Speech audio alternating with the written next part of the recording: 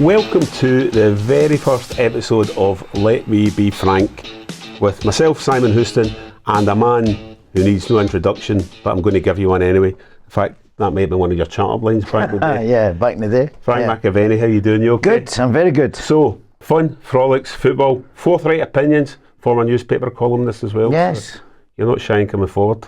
No. Aye. And not. anyone who doesn't know Frank, and I don't think there's anyone out there that doesn't know Frank, topped the scoring charts, Scotland and England, played in the World Cup, West Ham legend, Celtic legend, the whole St Mirren legend. St Mirren, yeah, The whole of course. bit. Yeah. And off the park, you've seen more scrapes than a toddler's knee. Yes.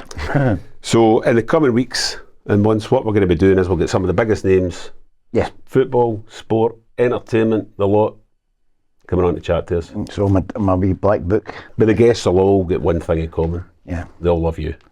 Yeah, well, they're all good people. And we've timed this perfectly because the Euros are just about upon us. So our first guest, launch episode guest, is an England international striker. We've got a Scotland international striker. We've got the one and only Mark Hateley. Mark, thanks very much for joining us. Welcome. Absolute pleasure. Welcome. You dragged me out the garden anyway, so I've just come from the garden. Look. You've made a bit of history in your time. You're making more history here than in the first episode. Yeah. Yeah, well, hopefully it's good history, you know, because we've all looked back on our careers, haven't we?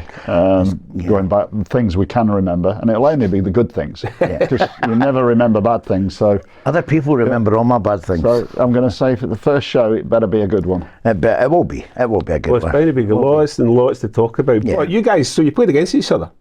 So you Yeah, we did the Rangers, yeah. you were Rangers 90 to 95, 5 seasons. Yeah, 5.5 seasons. Yeah. You can be coming back a bit. Yeah. So I left. Because you're younger than me, you're younger than me, Yeah, 62. Yeah, because I 61 remember I was coming born. back, Yeah. when I came back to Celtic, and they were saying I was 32 or something, and they were saying, you know, Yeah. When I do you came think you back, can still do and all that? And I'm saying, of course I can. I said, look at Mark, because I was laughing, because I said, look at Mark Hateley, he's top goal scorer, he's older than me. And they're all like, no, he's not. I could just picture you sitting out 61 I was shouting born. at me. Yeah. So you locked horns on the pitch. You both, We stayed away from each other, he's up there and I was up there. So we never get... and you were both bad boys during Celtic Rangers games as well. A couple of red cards. Yeah. Just misunderstood. I That's think. it. That's the word. That's a good word, yeah. Yeah, misunderstood by certain people in black. Did you get sent off a few times in your Just a career? few times. Yeah. Yeah. 12 times in my career. Seriously? Yeah. Yeah, it was 4. Probably to blame 3 times. Yeah. I was never to blame Mark. Okay, let's hear about the ones you were to blame for. Oh, they're in my younger days. Yeah. The wilder days when you're just like. We were talking out there about the under 21 game. Yeah. You played for at Hampden and you get sent off with my old teammate, Ray Stewart. Yeah, I was an underage player playing. Yeah. And literally we was winning. It was the first 2 legs of the first leg, and big Gary Thompson, my colleague from Coventry, he'd scored, and I just sort of ushered the ball out. I chased Ray all the way down and let it go out for a goal kick, and as he was letting it go out for a goal kick, he kicked me right in the nuts. So straight in the nuts. You know, when you're standing like that and you're letting the ball, and he come straight through and booted me in the nuts. So I just turned around and I went, boom, like that. Red card. So I missed the final, and then I got 4 games. So I missed the final and the first 3 games of the next tournaments, which we went on to win. So It was good. it's all a learning curve, Frank. It's a learning curve, yeah. That's what I keep saying. Yeah. That's what I keep saying. It's a learning curve. Yeah, it's a good shout. Now we've got lots to talk about with the Euros. Yeah. Just about upon us. Yes, Scotland, of course. England's chances. But there's another reason that we wanted to get Mark on for this episode. Mark, what were you doing on the 10th of June 1984? Can you remember? But about to go out and have a wild time for 2 days. Yeah? Because in my mind, I just got called up to play for England. I'd got like 24 hours notice from Bobby Robson. I was on a South America trip with England to just look at as a young player. So I'd got promoted from the under-21s, which we just won that tournament. And I was going along just to see how it all worked and what the pros did and all that sort of stuff. Because there was Robson and Shilton and all this sorts of Ray Wilkins, and just pick up on things. And then Paul Mariner got injured literally 24 hours before we played Brazil in the Maracana. And as we're walking off the training, it was off. on the Maracana. This arm come from as I'm walking off and just said to me, he said, Paul Mariner he's not going to be playing tomorrow. He said, you're going to be playing tomorrow. He said, sleep well, and just walked off and left me.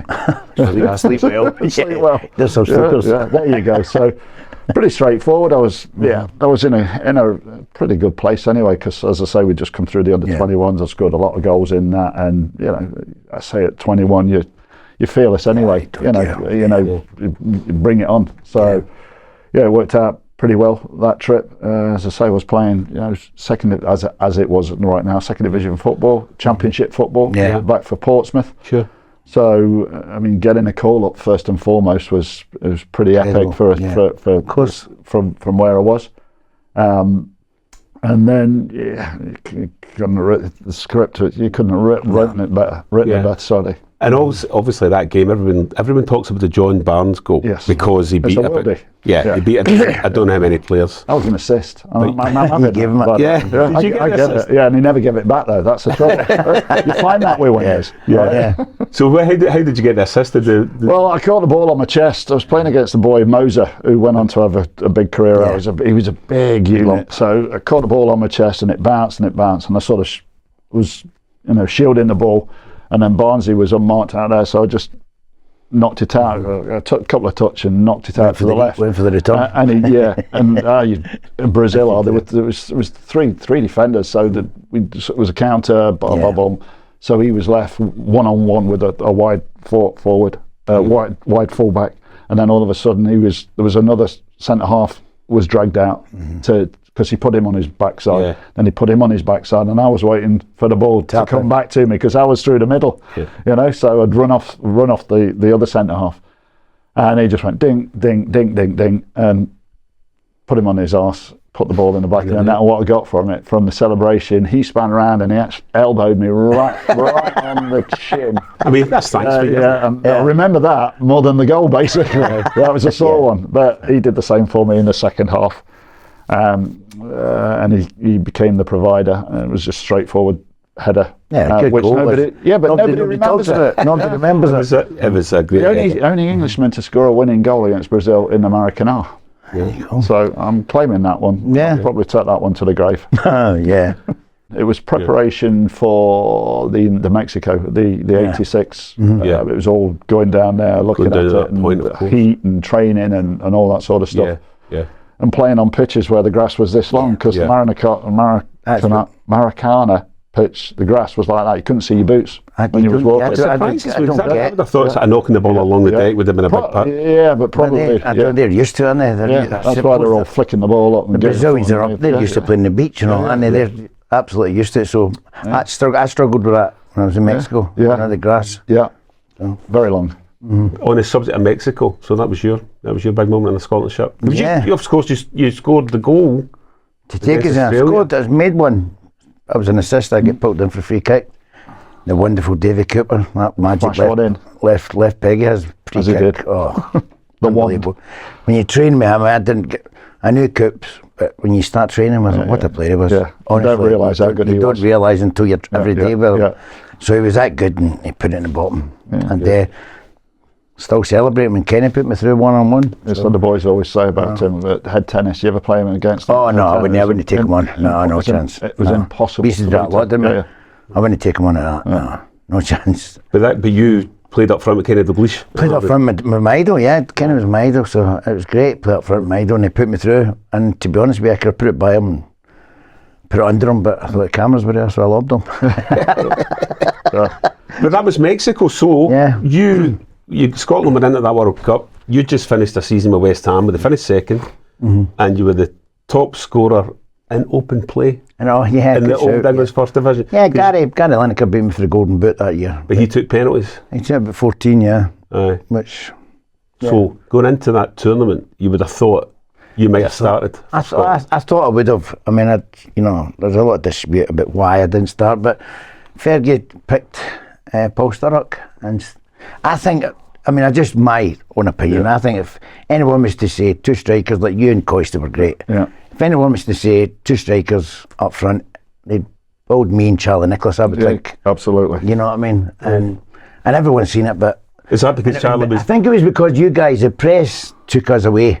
I wasn't working in the 1986. No, I know, but I the was press... at 5th year at school. Yeah, well, the press, the press took us away and got us dressed up in the sombreros and all I that. saw the hats. And said, this is the two that's going to fire us through to the next stage. And And Fergie didn't like that. Fergie says, they're picking the team for me. press don't pick my team. And I'm thinking, well, you know, we're getting a few bob for it. So it was Bill McMurdo that got us all that. And So you're thinking, being that, so Charlie liked the ball into feet. Yeah, and I go over the top. You were a runner, aye. Yeah.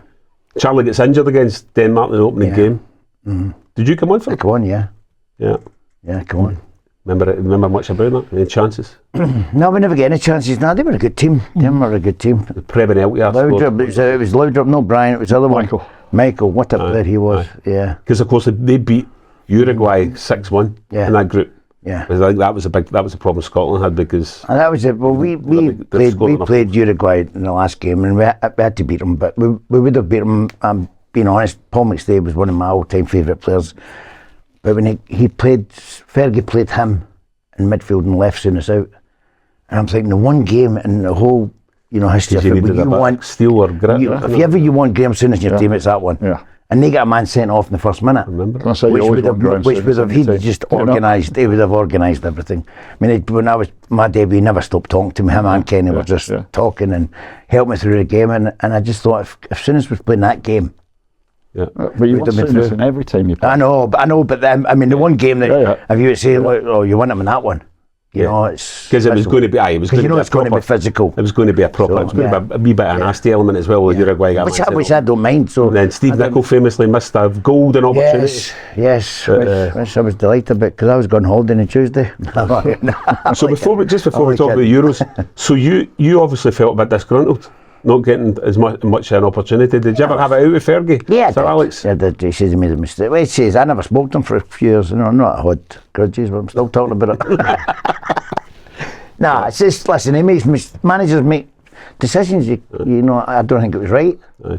So it was, when you're scoring, you know what it's like, you're a striker, when you're on fire, your confidence, you play. You've got to play. People ask you about who you're going to take. Like Gareth Southgate, who's he going to take to it? And, Steve Clarke, who's he going to take? You take informed strikers that are scoring goal, that are at the top, of the game right now. There's only one man I would start. Shankland's the man I would start for squad. I was going to say that, he's not got much option with Lyndon Dykes been out. Yeah, well, he's starting now. So it's going to be Shankland or Shea Adams. Oh, I'd start Shankland, that's for sure, because he knows where the goal is. Yeah. And we're talking about confidence, he's got bundles of it at the moment. Yeah. Lyndon Dykes will be a big miss. Of course he will. Because he's you think he'll bring anyone in? Yeah. But he's an awkward option.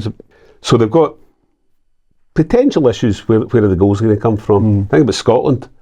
But embarrassment of riches in the middle of the park. Yes. There's going to be who did they leave out? The M's, exactly that. Yeah. What do you think? In fact, you go first, Frank. What do you think he's going to go with in the middle of the park in the opening game against Germany? It's got to be McGregor in it. McGregor, McGinn, McTominay. That's the three. I think that's the three. Yeah. I think he'll play three at back. If he's got Robertson and Tierney fit, he'll play Tierney at centre half. I think three at the back. Put Robbo in midfield. I don't know who's going to go right, because there's a problem. It's either going to be, it could be James Forrest potentially as a wing back. Playing with three at the back, you can play James. Three with the ball, or five at the back without the ball. He's played it before. He's played three at the back. Three with the ball, five without the ball. Yeah, of course. We used to do that at Celtic, but you've got to have full backs that can get up and down. Yeah. Well, they've got two of them. But Robbo swaps with Tierney, which is great to see in the left, but we've not got that. We've got a couple of injuries in the right, so it's, I don't know. Is it? So well, I mean, although we obviously don't have the same depth or quality. Tony Ralston, I think, is the only one he's the one. Tony Ralston or James Forrest potentially. James Forrest, I feel really sorry for Aaron Hickey, because I think he could do a cracky start. Player is. I know. Yeah. Good player. Yeah, and then they've got that, but I mean, we've got an embarrassment of riches in the midfield. You got Lewis Ferguson, who would have been an absolute Lewis would have been there, absolutely. Absolutely. He's gone from being. You could see he's always going to be a good player, but he's gone by extending himself, getting himself out of his comfort zone, going abroad and playing abroad, and learning the language. As a former Milan player yourself, have you been keeping an eye on what the Italian media have been saying about Ferguson? Oh, absolutely. I thought Lewis was a good player when he was here anyway, and it was only going to go one way. Because he's level-headed. He's got He's got a good footballing gene in his in the family. Coming from a good stable, all that sort of stuff. He had everything there, and he is a sensible lad. You know, you could see the talent within him, and I think it was just the fact that he need to extend that talent is giving yourself confidence to go away and play in a different. It's not a strange environment, a different environment, it's a different football.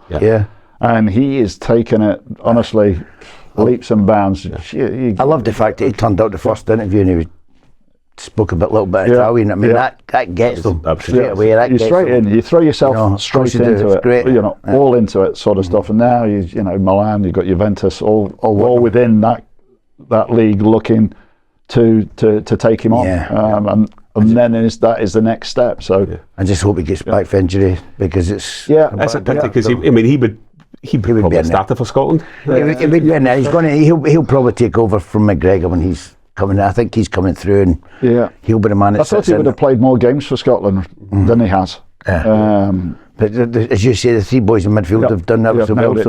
They've nailed it down, and I think he'll get in. I think wish him well getting back. On that subject, you were saying you thought Lewis Ferguson might have played more games for Scotland. Any thoughts on why he hasn't?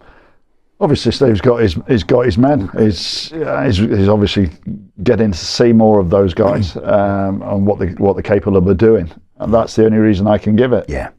He's got the experience. He's got a guy that's playing out of his skin for Aston Villa, right? And he's captain of that team at the right end of a real competitive, probably arguably the best league in the world.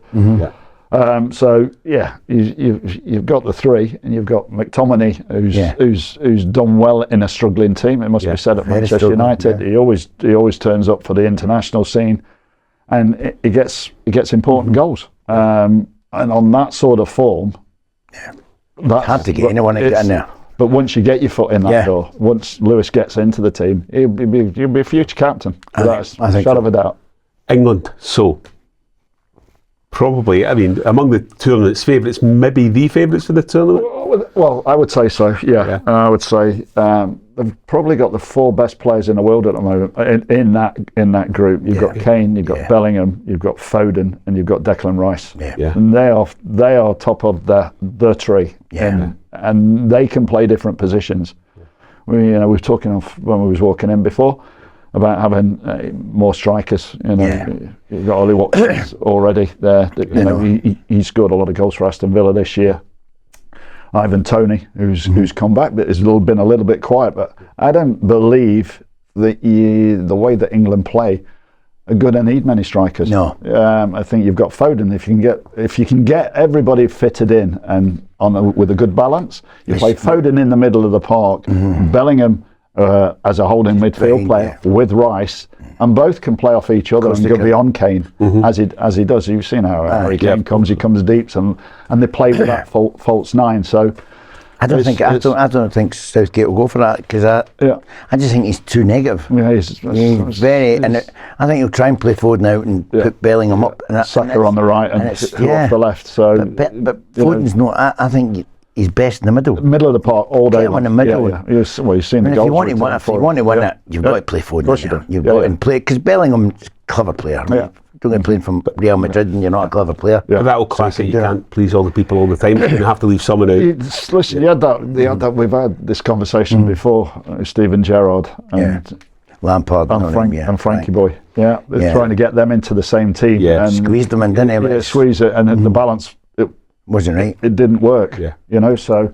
And the defence still been a wee bit of a question mark over Stones for me. I liked him, I disliked him, and I like him a lot now. Who's again? That? Stones. Yeah, but he's not played all the football as well. Midfield, but he's one now. He's now a centre half that comes into midfield. He's like a like sweeper that will step into that space.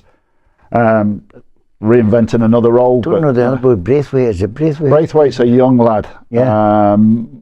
I don't think they'll start him. They'll take him for experience.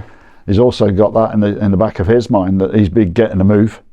because all the big clubs will be looking at him, and there's been 70, 80 million or something for a young player like him. So he'll definitely go. Whether he starts and whether Stone starts, I don't know. But without a shadow of a doubt, I think England hopefully will play 3 with the ball. Right at the back, and 5. So your wing backs are just dropping in. Put Walker in at centre half. You mean? Yeah. And playing alongside Stones. So that's the partnership, club partnership. So and it's just the other one. Then do you play Maguire or not? Yeah. But Maguire seems to keep his best football to play for. Is Shaw going to be fit? Shaw will be fit. Is he going to be fit for them? Yeah. So he's the other one. Yeah. He's a shoo-in. Yeah. But they've underachieved for so many years, and you look at the kind of golden generation we talked about, Lampard and Gerrard and so on.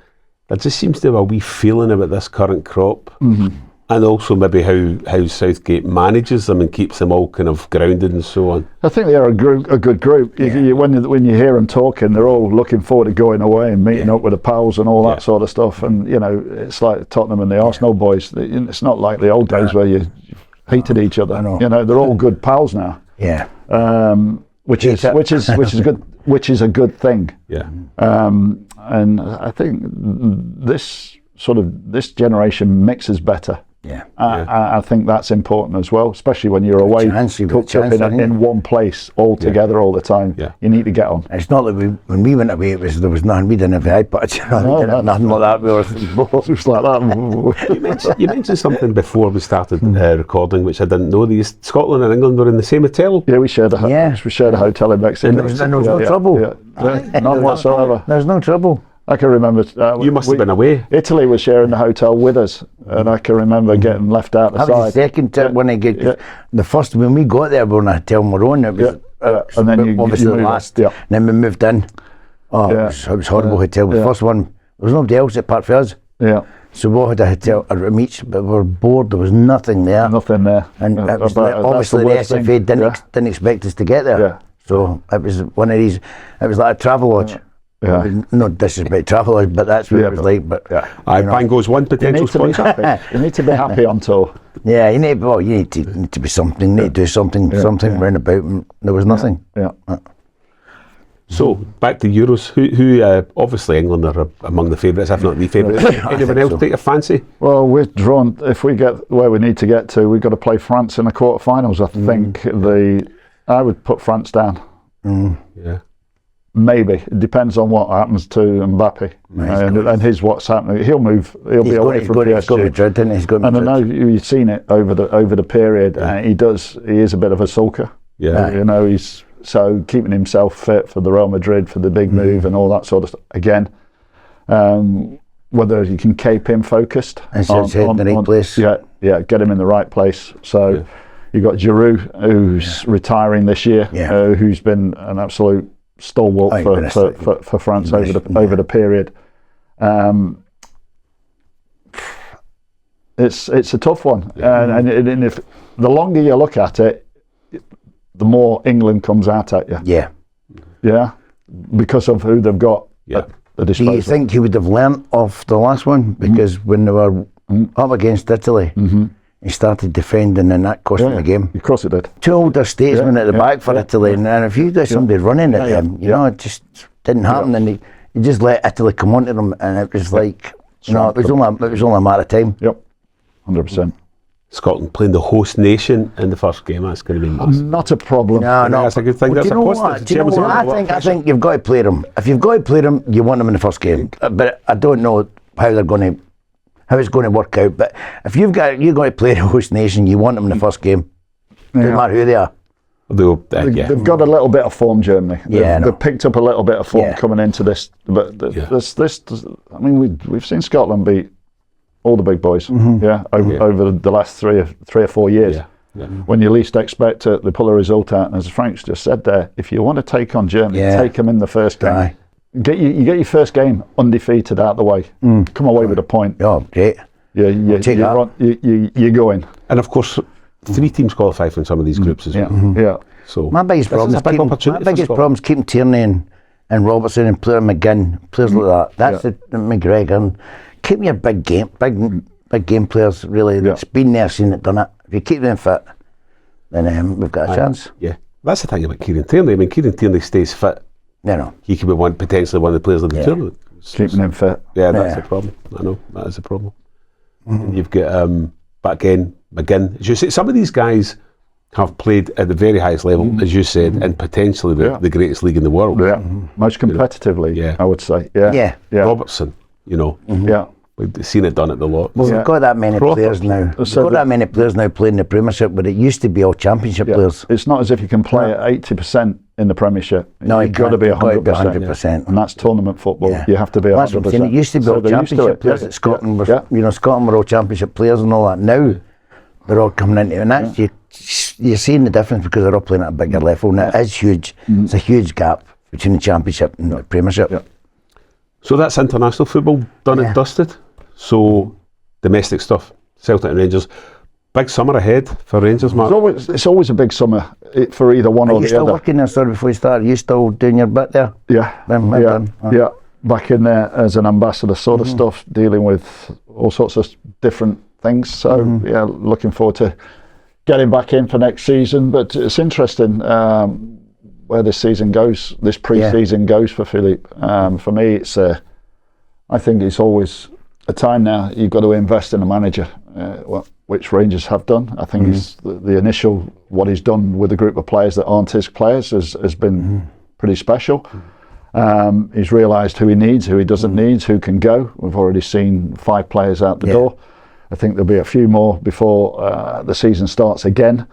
And this is where we are now. And I think if you invest in a manager, you've got to give him, I'm going to say, you've got to give him 3 windows. Right? You've got to invest in that manager for 3 windows to get that group and everything else behind the scenes, which the Rangers were at the moment with a new academy director, and we've had a new head of recruitment and all this sort of stuff.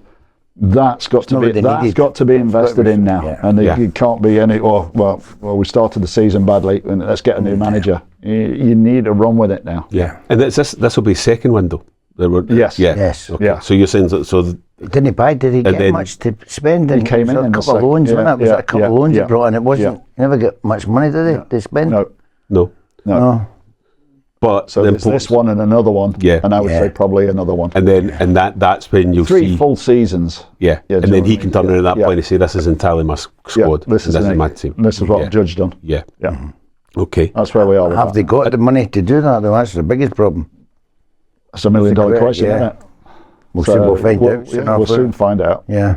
Because the Champions League qualifications, everything for that as well. Yeah. Well, they've done well in Europe. Rangers have done really well over the past 3 or 4 years. You know, been to a final, into the playoffs and all that sort of stuff. So it's Why do you think that is? That they can do that in Europe, yet sometimes struggle in Scotland. Because they're one-off games, aren't they? I mean, your season, your best team is always going to win a season long. Because they've got to turn up 40 odd times to win that league. So we always say the best team may not win a cup final. You know, so it's who turns up on the day, and you're doing it over a period. You know, you are the best team. Not a shadow of a doubt. But to be fair and to put it bluntly, we've talked about it before.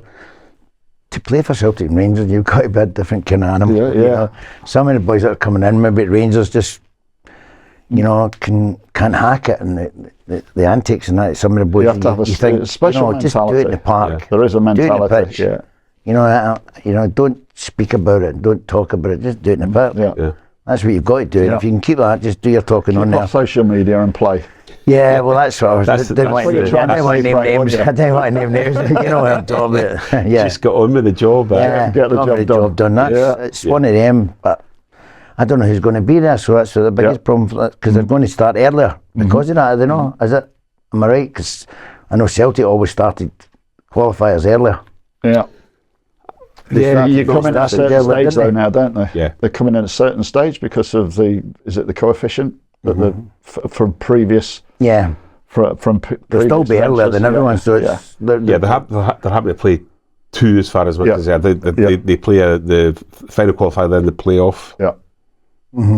Maybe just double. So they'll start back earlier than everyone else. Then Aye. I would But imagine a week but also earlier. when you've got a summer, when there's a tournament on the Euros as well, Yeah. everything's sort of maybe just pushed back a wee bit as well. Players But nowadays they don't don't get a rest, take. that's the thing. Look at- Just say Rangers haven't got any players at the. Have they? in the Scotland squad, Yeah. No, we've got Suter, Suter. Ryan Jack. Yeah, he's away oh, now. yeah. He's, Yeah, so where's he that's gone? right, aye. Yeah. So gone? Yeah. that's So where that Rangers are. it might give them an opportunity to get them in early and get them ready for the. I wish the we had. qualifier. I wish we had 6 players away with England, but we haven't. Yeah. I'm so glad you haven't. But time was that was the case Yes. back in the day. Yeah, it was. Yeah, Yeah. yeah. Had So- changed. Times change. Was there maybe 3 or 4 at any given time? Was it the Stevens, More than that, was it? yourself? No, Chris Woods, Stevens, Woods. Gary Stevens, Trevor Stevens, myself. Yeah, Chris Woods. yeah, Gaza? yeah. If you- Gaza. Yeah. God, yeah. Latterly, yeah. So yeah, there's always when it was Terry Butcher and all that. Like when don't forget when the England captain That's right, who was brought forward. So in Graham Souness's time, there was 3 or 4 always England players in the starting 11. Well, that's what Big Bully said to me when she's Rangers by now, the big internationals, they're all coming up to Scotland, so we've come in for you. I was like, what? It's a backhanded compliment. He said, no, I mean Celtic supporters. I said, you just started with that. You were the record signing on that summer. Yeah. Because you signed yourself for what, 850,000? Yeah. Joe Miller was 600,000. Aye. It did work Celtic supporters that year because on paper we should not beat Rangers, and we were a good team, but not all the international players that was at Rangers. You look at them and you go, wow. You know, initially it was Aberdeen. Initially, yeah. It was Aberdeen chasing, and then that turned into us. real fun. They get knocked out of the League Cup and then they come in for me. So I said to them, if they'd signed me a week earlier, they'd have won the treble. I'm a bit short coming forward. And then, of course, shortly after you signed, first game at Ibrox. First game at Ibrox, yeah. In court. But you weren't playing, you weren't playing that, you know. You weren't, no. No, it was 89, wasn't it? It was the second time you were playing it, but it was fun. But do you know what? If you've seen it, I mean, you've heard me talk about it. It was handbags. It was nothing. It was absolutely nothing. Big Terry came and shoved me. But that's not even a booking. It was just. Yeah. It was one of them. And if the referee had said, "You used to cut it out," that'd have been it.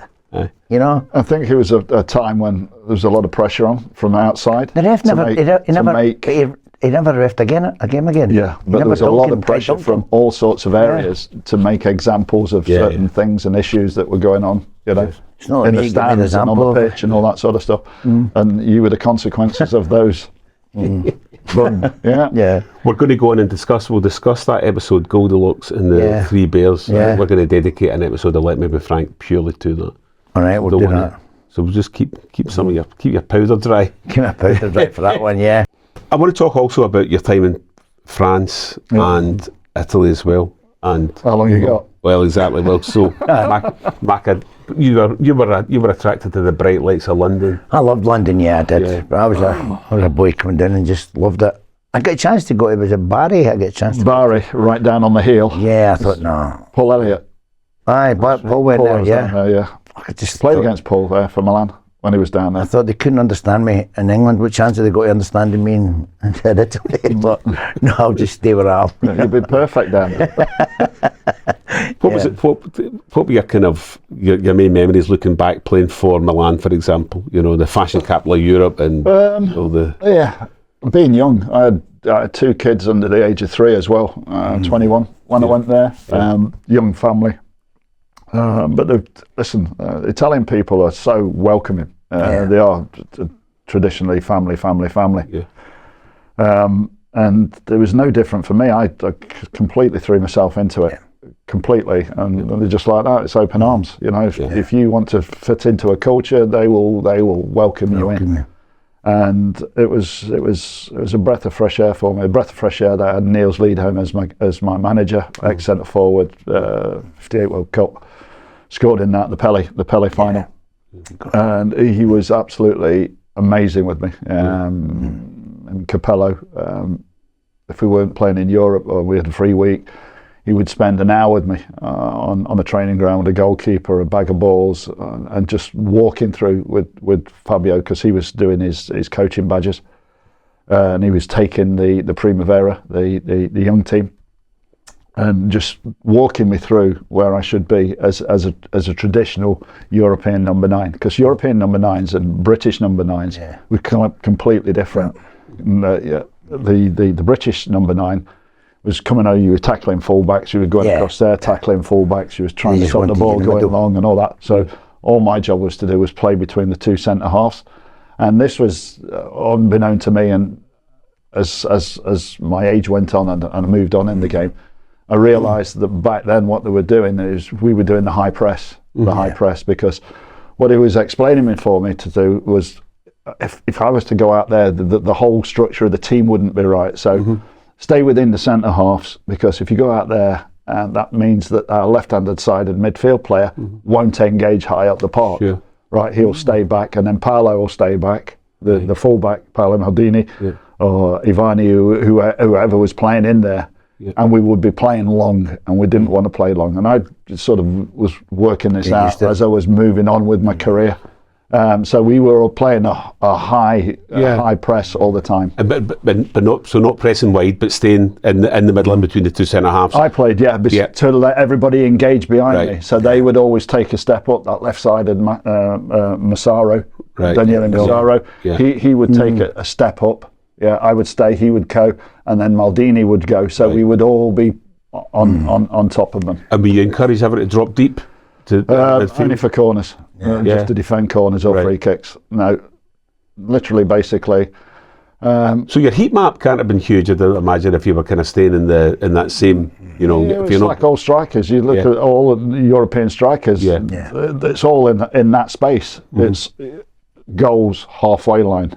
Don't come back in any further than the halfway line, basically.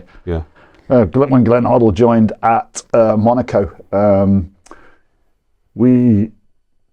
Wenger, I was his first signing, so we were up pre-season, full of French internationals, Battiston, Claude Puel, everybody was there, sort of stuff. It was a really, really good team. Luc Sonor, and we were like sort of 2 weeks into pre-season.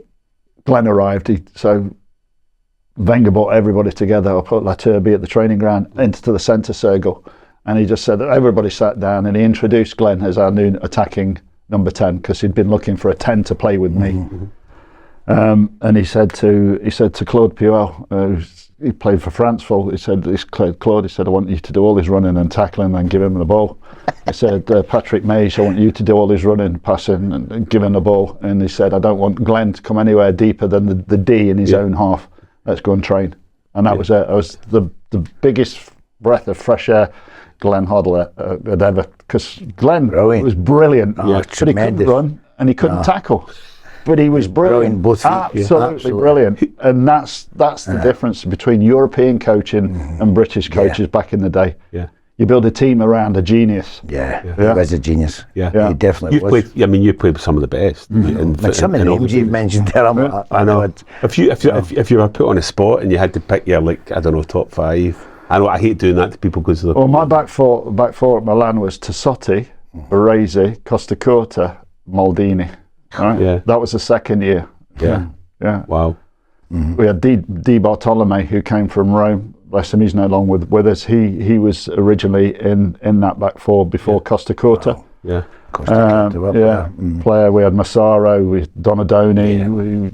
We had all the players there, and then I went on to. And you're 21 when you joined Milan. So I mean, what a school! What a school! That's what you learned, basically. Paolo's the same background as me. Had a famous father that played at a very, very high level, but his dad was a Milan man.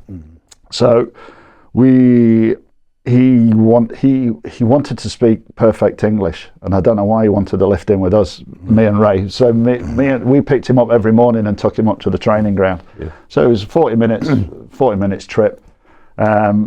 Chat. I still speak to Paolo, WhatsApp and calls and all that sort of stuff. So it was great to be a part of that team as it was being built.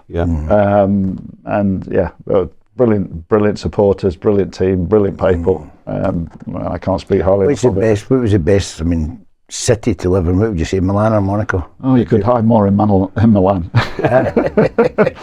if you're going out with a prince though in Monaco, it's safe as houses. Did you mix much with the Royals? Yes, all the time. He's same age as me, and then, as I say, after the first year, we won the league, went to the cup final, and then I played. I'd just come back from Germany for the Euros, funnily enough, and then I did my ankle in the October against Galatasaray in the quarterfinals of the European Cup. Yeah, and I was out for 2 years, and then this was he's Prince and all the family were very supportive of the football team, and there's still major shareholders in that side of Monaco, and we had some good nights. Let's put it that way. He was always coming round, and he was always in the Jeep, just as like shorts on, and we'd be off and we'd be out. And as I say, there's nothing fancy about him. He just loved to talk about football, and and have a play. That was it. Yeah. So the one time I went was in Formula One. Yeah. With Formula One, it was brilliant, unbelievable. Yeah. But me being me, I had to go to one of the clubs, didn't I? Yeah. Which one did you go to, Jim? Stringfellows. Where else can I go? It was Peter says, "Hey, just go on £300 for a bottle of vodka." I was like, well, yeah. It was good. It was good fun. It was good. Mark's talking about the role he played at Milan and staying in between the two centre halves and not pressing wide. You were a bit of a battering ram, Did you know? No, not really. All over the. Down at West Ham, when I went down there, everyone talks as if it's a new thing. Yeah. This high press. Yeah. I mean, we'd done it. You'd done it, and I'd done it. It wasn't a case of that. It was me. When I went, because there's not that many great left backs or right backs. No, there's a lot now, but in the days, there was not that many.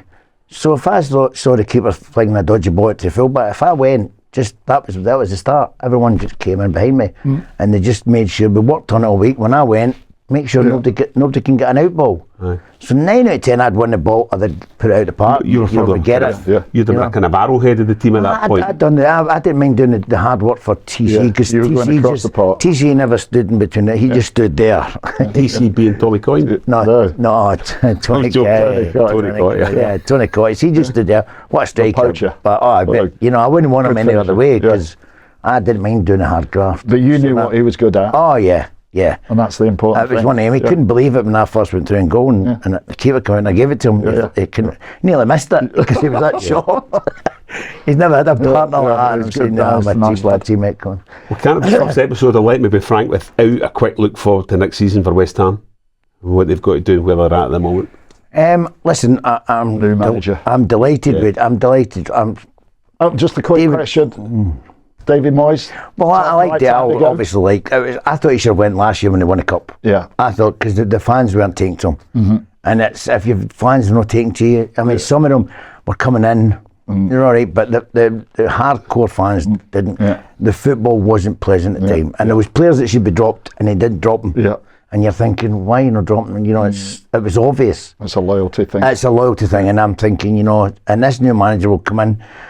I'm delighted for David what he's done at the club, and he would have go down but if he'd have went last year, it would have been tremendous. Yeah, and this new guy's coming in, and he's going to wipe it. And he'll play it, and it's a great pitch. Stadium's not up for me. Will the owners give him time, do you think? Probably not. There you go. That's the modern game. I know, but he's coming in, you're coming in, you're getting fortunes. You say, come in and give you a 4-year deal, you might get sacked after 2, but that's what they say. It's a modern game. Yeah, there is a lot of talk at the moment about why there's such a dearth of talented managers. There's a big problem. They're not getting the opportunity. There's a big problem because there's a big cloud hanging over because of Paqueta. If he gets what they think he could get done for this, he'll be out of football for good. Yeah. So he'll never be able to play football again.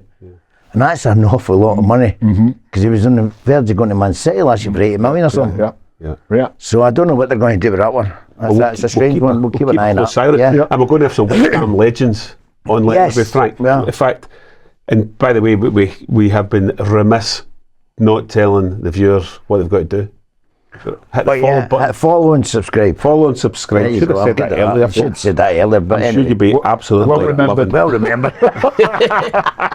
I'll get a hang of it just in a couple of weeks. You'll Give be me time. loving the first Give me episode time. of Let Me Be Frank. So just remember, follow, subscribe. Frank is going to get his contacts book out and the names you're going to have on this show in the coming weeks, months and years. Yeah, well, we've got a few from down south, so that's going to be good. We've got a few from down, some of my ex-teammates. You get a translator. Yeah, well, we've got Dixie, he's with Bournemouth. We've got Julian Dix coming on, who's voted one of the greatest at West Ham, so he's coming on. Aye. And me, obviously my partner, TC. So it'll be good. Tony Cotty, we have to get Tony Cotty on. have to And get any Tony. West Ham Tony fans watching, if there's anyone you particularly want to see Frank give us a shout. let us know. I say, follow, hit subscribe, do all that stuff. So the Euro's coming up. Yep. Who's going to win it? Hate to see it. No, I don't. Let's say Spain. Yeah, Germany. No, I think England will win it. I really do. I think so. I think you should have won it before under Southgate, Yes, but I think I do. I think they've got a team that can go and win it. Yeah. I really do. I'll reframe that. Would you like to see England win it? Yeah, it doesn't bother me. Of course I'm. Yeah. Good, that's refreshing. I spent a lot of time in England. I love going down south, and I've got a lot of people down there, a lot of fans, and I go down to West Ham quite a lot, so I love it. And You're a football fan. I'm a football fan. I love watching football. I love watching football. I'm not too keen on Declan Rice leaving West Ham to Arsenal, but never mind. You'll get over that. I'm getting over that. I'm getting slowly but surely, but we'll get there. And Mark, Rob, yourself, is your heart going to rule your head, or does your head make the decision? I can't see by England. You said before, can you pick up another team that is going to be there or thereabouts? And a real struggle to find somebody that can match it. But any given day, it's one of those keeping your key people fit. I know we talked about Harry Kane. He's missed the last couple of games. He's not playing in the pre-season. He's not playing in the friendly. So they're nursing him, right? Yeah. But so you've got a goal scorer that you can count on. You've got Foden that's got 20 goals. Yeah, you've got the Cole Palmer that scored 20 goals plus. Ollie Watkins, 20 goals plus, and all the assists that goes with it. So it all points to great things. Yeah, but it all has to come together. It's got to come together. Yeah. Well, they've got a manager that, as I said earlier, he seems to keep them grounded. Minded. Yeah. Oh, he's stubborn, that's for sure. But he's just what he wants, and what I just like to see. But the players they've got, let them go and play. Let the reins, take the reins off, and go. And that's. Is he going to wear the waistcoat again this time? No, please don't. I don't. Come out. The granddad. Yeah. I think England will win that, but I think I'm going to make a prediction. I think Scotland will get through. I hope so. I think Scotland will get through the group. I've been saying that about Scotland for the last two tournaments. That they've been in, and I think they've underachieved. I think they went because it was so long the last time they went down there, and I think that tournament they were under pressure a wee bit because they didn't know how to handle it. Yeah. And but I think they'll be better for it now. Yeah, well, there's quite a lot of those players that played in the 2021 Euros, and they've got that under their belt. But it was a very unique set of circumstances. You had like a half full Hampden Park because of the COVID restrictions and so on. Yeah. But it'll be things are favourable now for Scotland because they've got experience. They've got guys that are playing in a tough league, competitive league, and they know what they need to bring to the table. And they all got on great together. They all got on great together. You just need your goal scorer to keep scoring goals. Yeah, that'd be nice. Unearth one of us. That'll be nice, wouldn't it? Yeah. Well, on that note, we're going to round up. Brilliant, and thanks very much. Inaugural episode of Let Me Be Frank. I've enjoyed it. Yeah, how was it for you? It's been good. Oh, thanks. Thank you. That was really good. I'm just away for a cigar. Yeah. Turn over. Mark, an absolute pleasure. Thank you very much for taking time for more. A couple of international striking legends to discuss the Euros, the first episode. So excellent. I hope football wins it. I hope it's not. Yeah. Well, I don't want to finish on this, but the definition of football. 2 teams of 11 turn up, play against each other, and the Germans win. They're not even playing. The Germans win in penalties. Right, it's been great, Mark. Thanks very much. And thank you very much. We'll see you all for the next episode of Let Me Be Frank. And remember, hit the follow, hit subscribe, and if you get any questions for Frank, fire them in. Okay, cheers. Thanks. Cheers. Bye.